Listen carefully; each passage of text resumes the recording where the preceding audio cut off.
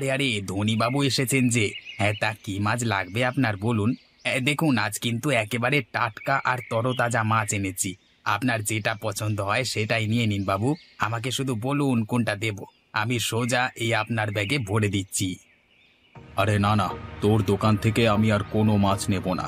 তুই কিনা শেষে এসব ছোট লোকের বাচ্চাদের কাছে মাছ বিক্রি করিস?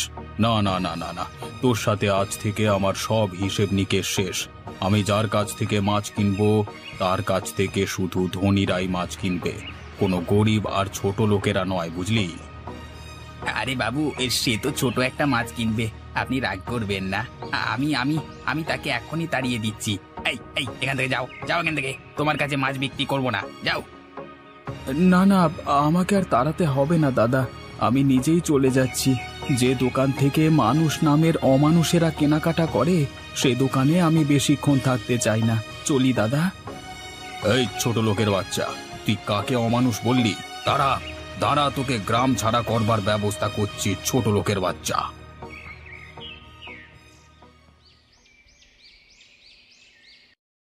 শাকসবজি, পেঁয়াজ, মরিচ সবই তো পেয়েছি, কিন্তু মাছ কোথায়? মাছ না আনলে আজ রান্না করবোটা কি? আরে গিন্নি, আর বলো না, আজ মাছ কিনতে পারিনি গো। মাছ কিনতে পারোনি মানে?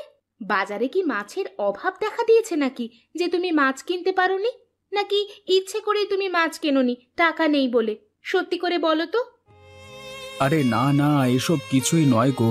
আসলে ওই যে আমাদের গ্রামের যতীন বাবু আছে না, তার সাথে মাছের বাজারে একটু কথা কাটাকাটি হয়েছে, এ কারণেই রাগ করে চলে এসেছি মাছ না কিনে। কি সব বলছো গো?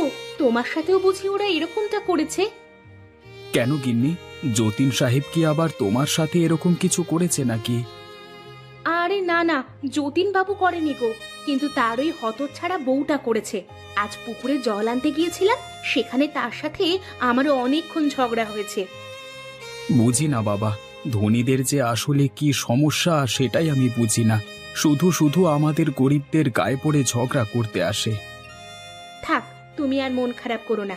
জানোই তো, ধনীদের আসলে একটাই সমস্যা, সেটা হলো গরিবদের দু চোখে দেখতে পারে না ওরা। আচ্ছা ঠিক আছে, এসব কথা তাহলে বাদ দাও গিন্নি। আজ তো মাছ আনিনি, তাই তুমি আমাকে একটু শাক রান্না করে দাও। জলদি করে দুটো ভাত খেয়ে ভ্যানে করে কাজে যাই। আচ্ছা ঠিক আছে, তুমি তাহলে হাত মুখ ধুয়ে বিছানায় গিয়ে বসো, আমি তোমার জন্য শাক রান্না করে এখনই নিয়ে আসছি।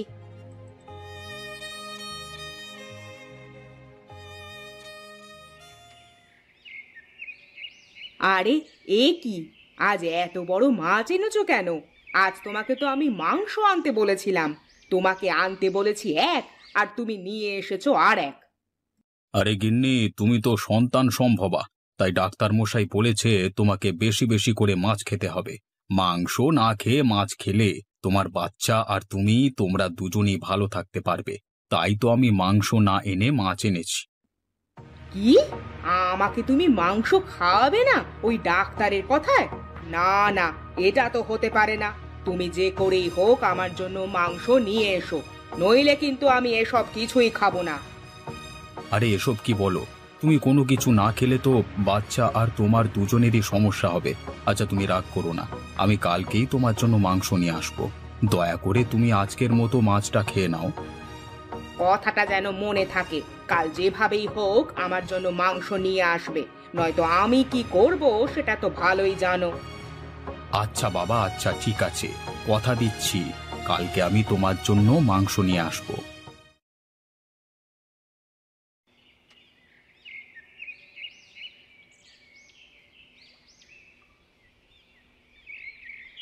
যাক বাবা, অবশেষে বউয়ের কথা মতো কতগুলো মাংস কিনে নিয়েছি।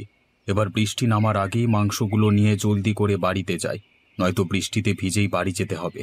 ওদিকে আবার বেশি দেরি করে গেলে বউ আবার রাগ করবে। বউ আবার রাগ করে কখন কি করে ফেলে কে জানে। আবার বউটা হলো গর্ভবতী, তার সব কথাই আবার শুনতে হয়, নয়তো কখন কি করে বসে কে জানে। না না, এখানে আর একদমই সময় নষ্ট করা যাবে না। যাই যাই, জলদি করে মাংস নিয়ে বাড়িতে যাই।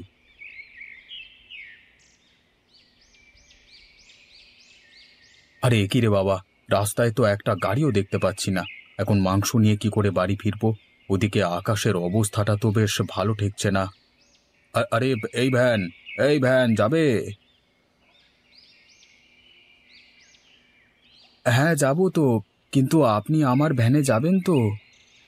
আরে মদন তুই, না না, তোর ওই ভ্যানে আমি কখনোই যাব না। দরকার হলে হেঁটেই বাড়ি চলে যাব, কিন্তু তবুও তোর ওই ভ্যানে আমি কখনোই চড়ব না। ঠিক আছে, আপনার যেমন মর্জি তেমনই করেন। আমি তাহলে গেলাম। পরে বৃষ্টি নামলে ভিজে বাড়িতে যেতে হবে, তখন কিন্তু আর কোনো গাড়ি পাবেন না।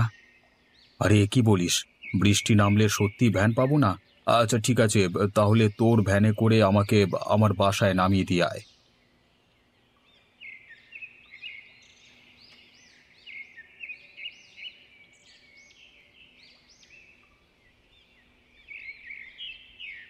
যতীনবাবু, আপনার বাড়ির সামনে চলে এসেছি, এবার জলদি করে নেমে পড়ুন। আজ আমি বিপদে পড়েছি বলেই তোর এই ভ্যানে এসেছি, নয়তো কখনোই তোর ভ্যানে আসতাম না। এই কথাটা মনে রাখিস। ভেবে নিস না তুই আমাকে এখানে নিয়ে এসেছিস বলে তোকে আমি দু চোখে দেখতে পারি। যত সব। কুকুরের লেজ যেমন সোজা হয় না, ঠিক তেমনি ধনীদের স্বভাব কখনো বদলায় না। নয়তো এই যতীনবাবুকে আমি কত বড় একটা উপকার করলাম, সে আমাকে ধন্যবাদটুকু না দিয়ে উল্টে শাঁসিয়ে চলে গেল। আসলে গরিব মানুষের এই পৃথিবীতে কোনো মূল্যই নেই।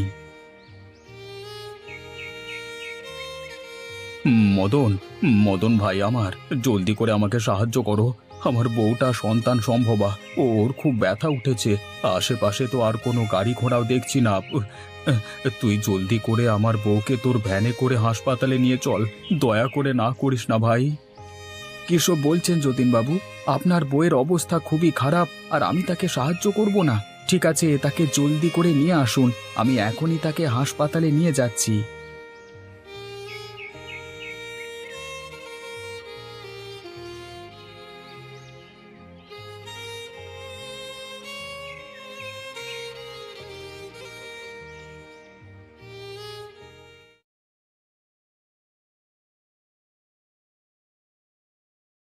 হ্যাঁ যতীনবাবু, আপনার সন্তান হয়েছে।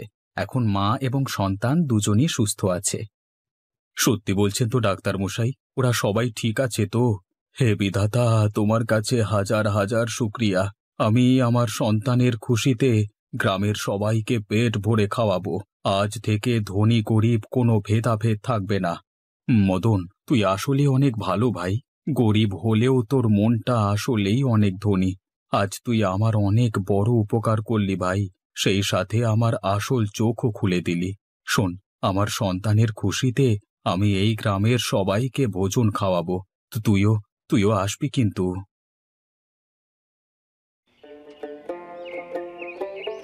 আরে কি যতীন বাবু, আপনার সন্তানদের ভোজনে দেখছি আমাদের সাথে সাথে গরিবদেরও নেমন্তন্ন করেছেন। ছি ছি ছি ছি, গরিবদের সাথে খাবার খাওয়া যায় নাকি? হ্যাঁ, এভাবে বলবেন না।